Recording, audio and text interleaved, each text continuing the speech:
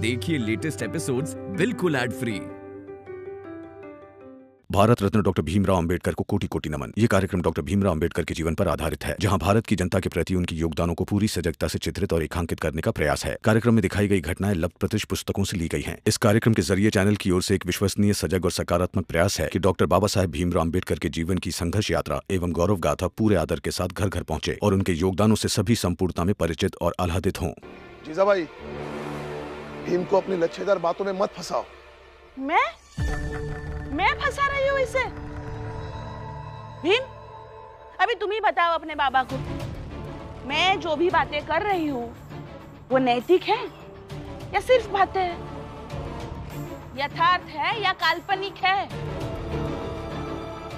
आपका नहीं दो, काहे के तोड़ी का नहीं दो, बहुत भूख लगी है। अब तुम ये थाली लोगे या नहीं लोगे, उस पर तय होगा कि भीमराव कौन है। मुसीबत के समय अपने समाज के लिए सामने आकर संघर्ष करने वाला या सिर्फ ऐसे ही बड़ी बड़ी बातें करने वाला जो मौका देकर चुप हो जाता है? बता दो आज सबको, कौन है भीमराव? आज तो सब लोग देखना चाहते हैं।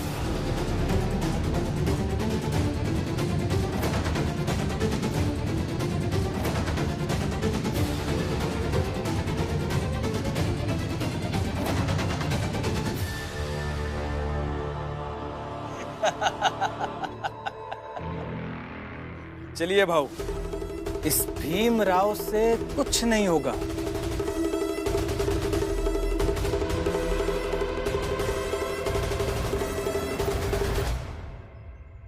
तुम लोग बातें करते रहोगे कि हम कहते होगे काहे का नहीं दो थोड़ी का।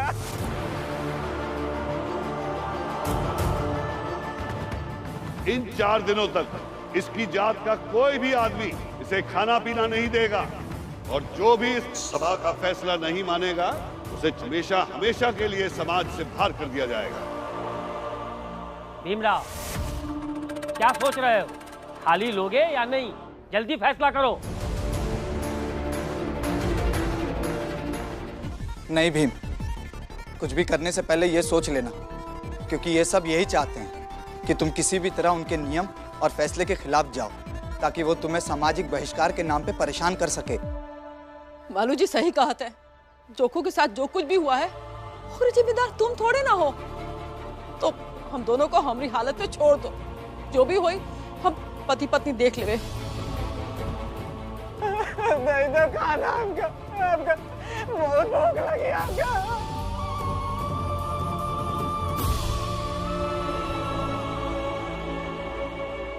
बताओ क्या करोगे?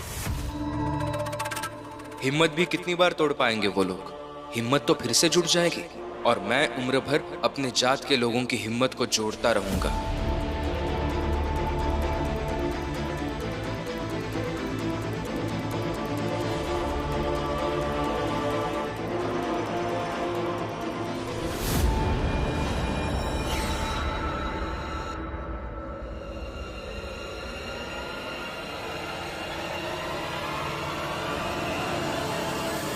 मुझे नहीं लगता भीम के रास्ते में उसके बाबा, उसकी पत्नी, उसकी बुआ और उसके कुछ समर्थक भी तो होंगे ना। उन सब का प्रेम भीम और जोखू के बीच खड़ा होगा। मुझे नहीं लगता कि भीमराव के लिए इतना आसान होगा उन सब के प्रेम को दरकिनार करके जीजाबाई से थाली लेकर उस जोखू तक जाना। बाबा, पागल आदमी हो भीमराव। अपनी जात के लोगों के लिए इतना पागल रहता है कि वो अपनों के प्रेम को भी त्याग सकता है। उसके लिए अपने परिवार से पहले उसका समाज है। हाँ बाबा, मुझे भी यही लगता है कि पता नहीं किस नक्षत्र में पैदा हुआ है। बाबा, उसको किसी की परवाह ही नहीं है। परवाह है आपकी बाबा, लेकिन अभी इस वक्त परवाह करने से ज्यादा मेरे मकसद के बारे में सोचना जरूरी है, क्योंकि एक बार ये समाज वाले मुझे समाज से बहिष्कृत कर देंगे तो मुझे चलेगा, लेकिन बहिष्कृत होने के डर से मैं अगर ऐसे ही यहां खड़ा रह जाऊंगा तो वो नहीं चलेगा।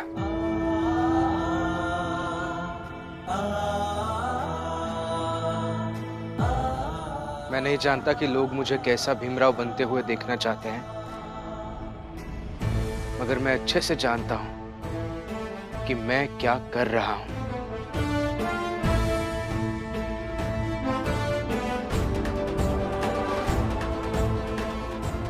ये सच है बेटा, और मैं समझ भी सकता हूं। तुम्हारा पूरा जीवन ऐसे ही मुसीबतों से लड़ने में बीतेगा। लेकिन ये बात भी तो सच है कि एक बाप अपने बेटे को अपनी आंखों के सामने इतनी बड़ी मुसीबत की तरफ जाते हुए कैसे देख सकता।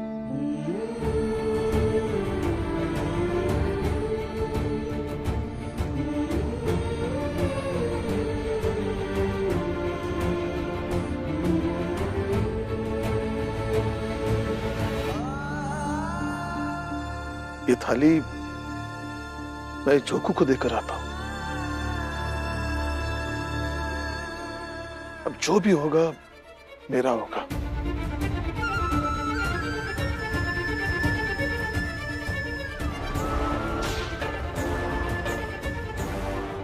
तुम्हारा मकसद भी बच जाएगा और मैं एक बाप का फर्ज भी निभा सकूंगा।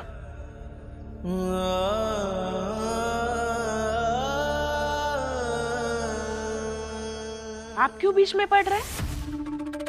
इसे बनना है ना महान, बनने दीजिए। मेरा बेटा है, उसे बचाना भी मेरा कर्तव्य है। पर आई, मेरे पति ऐसे नहीं है कि मौका मिल जाए तो बाबा को मुसीबत में डालकर खुद बच जाए, इसलिए हम दोनों को बात करने दीजिए। बाबा, मैं ऐसा भीमराव नहीं बनना चाहता हूं जो अपने घर वालों के बारे में ना सोच पाए और बस बाकी सबकी मदद करते रह जाए।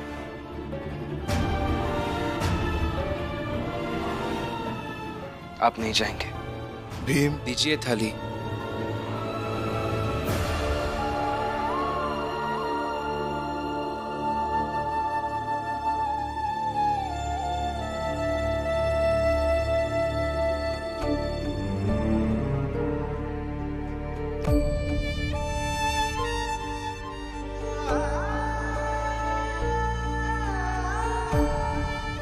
रमा, रो मत। उल्टा ये सोचकर संतोष कर लो कि रमाबाई होना भी आसान नहीं है।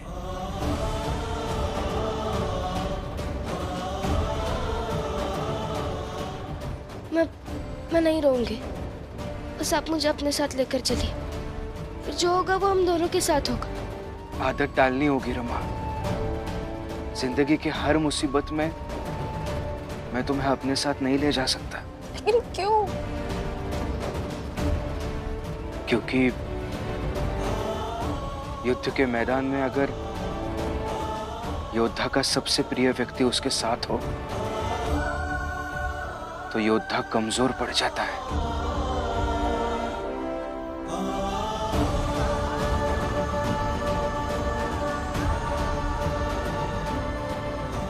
तुम बाबा का, आनंद भैया का, बाकी सबका ख्याल रखो।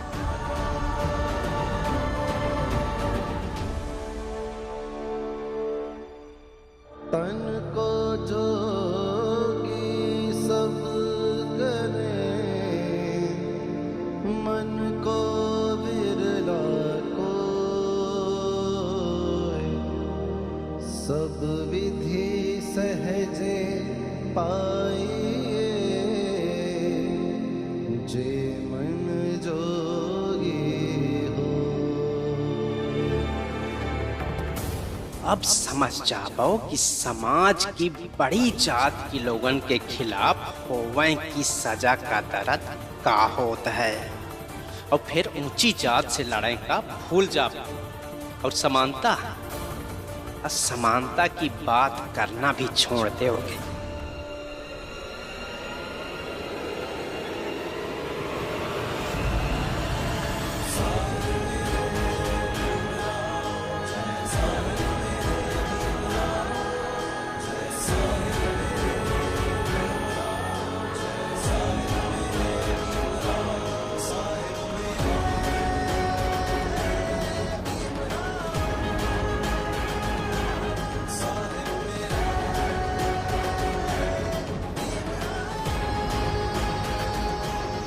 लीजिए।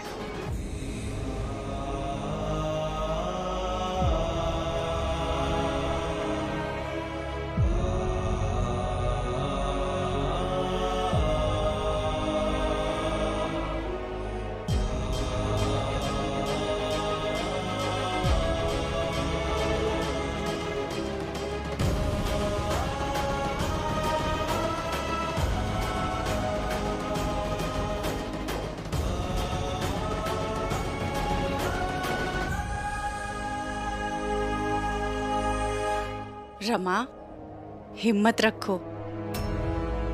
भीम की ये नई लड़ाई है। सभा के नाम पर दूसरों को समाज से बेदखल कर देने के साजिश के खिलाफ, इसलिए विश्वास रखो। विश्वास है काकी। मैं जानती हूँ कि वो जीत जाएंगे ये भी लड़ाई, अगर सब कुछ जानते हुए भी वो तो उनकी पत्नी ना।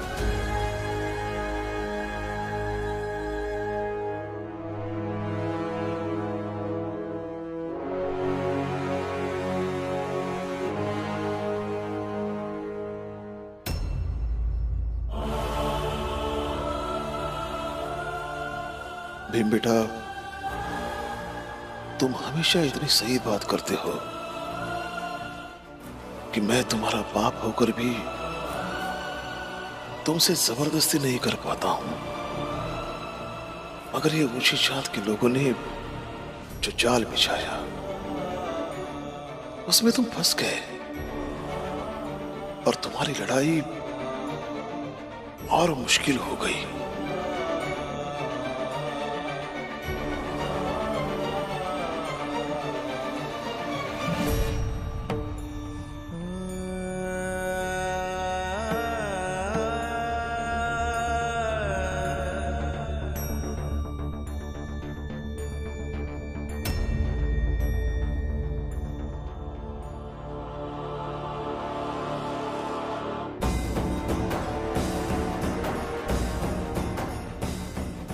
लीजिए, आंसू पोंछिए। और आप रो क्यों रहे हैं? आपको तो खुश होना चाहिए। आपका बेटा और भी बड़ी लड़ाई लड़ने गया है। लीजिए।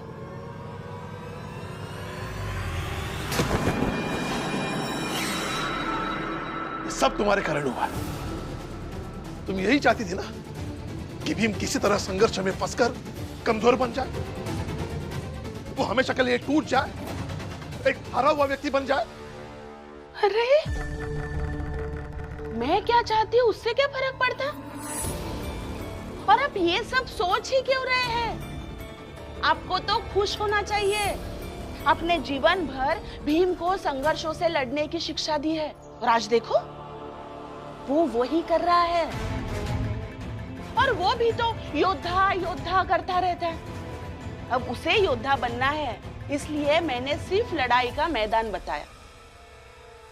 इसलिए मुझ पर मत चिल्लाइए। पत्नी बनकर आंसू पोंछने आई थी, अब आपको रोना ही है तो रोई।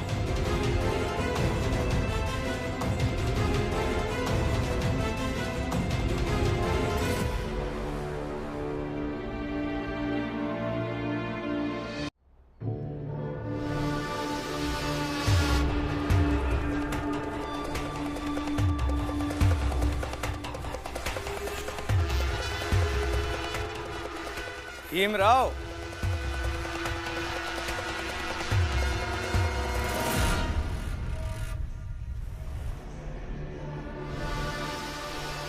कर दी ना तुमने बेवकूफी।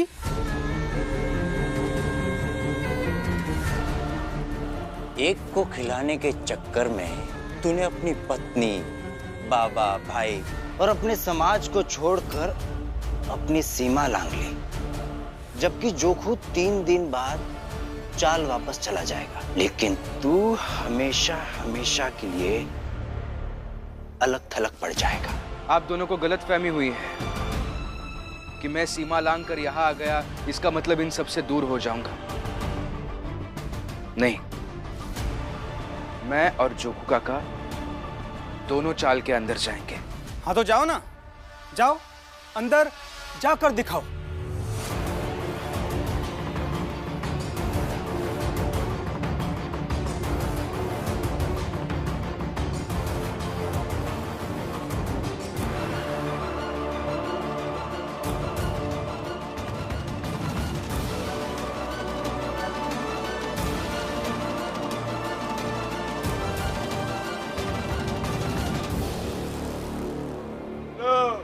भाग गया भीमराव, भगोड़ा कहीं का।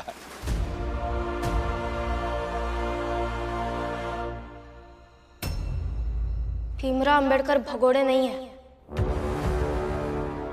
बस आप इतना समझ लीजिएगा कि उनकी लड़ाई यहां से शुरू हुई है।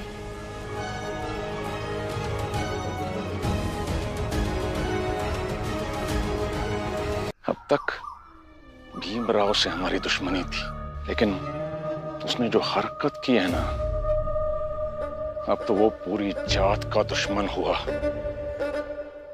उसने हमारी व्यवस्था को चुनौती दी है, हम सबके विरुद्ध लड़ने निकला है वो। अगर उसे वक्त रहते नहीं रोका ना हमने, तो देख लीजिएगा आने वाले समय में हमारे समाज का हमारी व्यवस्था से विश्वास ही उठ जाएगा। ऐसा नहीं होगा, हम उसे रोकेंगे भी और उसे तोड़ेंगे भी। उसे बंबई छोड़ के जाने के लिए मजबूर कर देंगे। छोड़कर तो जाना पड़ेगा उसे, और इस काम में मैं आपके साथ हूं। हम दोनों अपने अपने स्तर पे इस भीमराव को सबक सिखाएंगे, और यही समाज के प्रति हमारी सेवा होगी। आनंद बाबू, हमें मिलकर तैयारी करनी होगी, क्योंकि ऊंची जात के लोग भीम को निशाना बनाएंगे।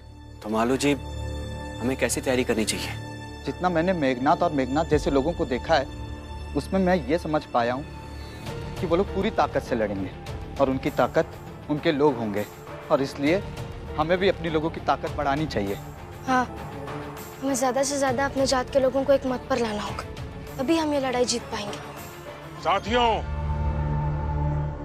हमें ज्यादा से ज्यादा लोगों को एक मत पर लाना होगा, तभी हम उस भीमराव को अच्छे तरीके से हरा पाएंगे। क्या क्या कहा तूने? फिर से बोल। यही कि हमें हमारी जात के लोगों को इकट्ठा करना होगा, उनसे बात करनी होगी, उन्हें समझाना होगा कि ये लड़ाई बस भीमराव अंबेडकर की नहीं है, और ना ही सिर्फ जोकू काका की है, बल्कि ये लड़ाई हम सबकी है। और तुझे क्या लगता है सब लोग इकट्ठा हो जाएंगे? अरे जब इस चाल के लोग इकट्ठा नहीं हो पा रहे हैं, तो बाकी सब क्या इकट्ठा होंगे? बेकार की बातें कर रही है। बेकार की बातें आप कर रही हैं काकी, और ये मैं आपको दूसरी बार समझा रहा हूँ कि मेरे सामने मेरे मित्र के बारे में ऐसी बातें मत किया कीजिए। नहीं तो क्या करोगे? क्या करूँगा ये तो पता नहीं काकी, लेकिन कुछ ऐसा जरूर करूँगा जिसे आप अच्छे से समझ जाएंगी कि मैं भीम नहीं हूँ, जो मर्यादा की कद्र करेगा। नंदू भाव,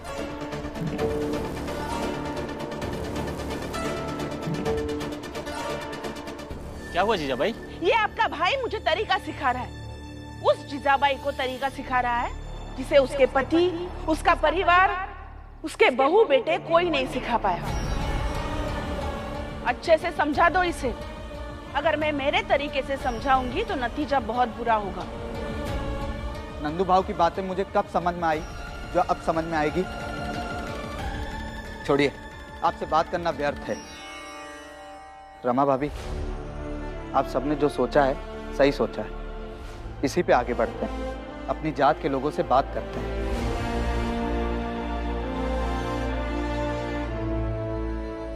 ये भीम दुनिया में पहला आदमी है जो खुद मुसीबतों को आमंत्रित करता है, लेकिन इस बार वो अपने हक की लड़ाई के कारण नहीं, बल्कि समाज की व्यवस्था का अपराधी बनकर फंसा है। इसलिए इस बार वो विजयी नहीं हो सकता, किसी भी हालत में विजयी नहीं हो सकता। देखूंगी मैं भी। जरूर देखिएगा।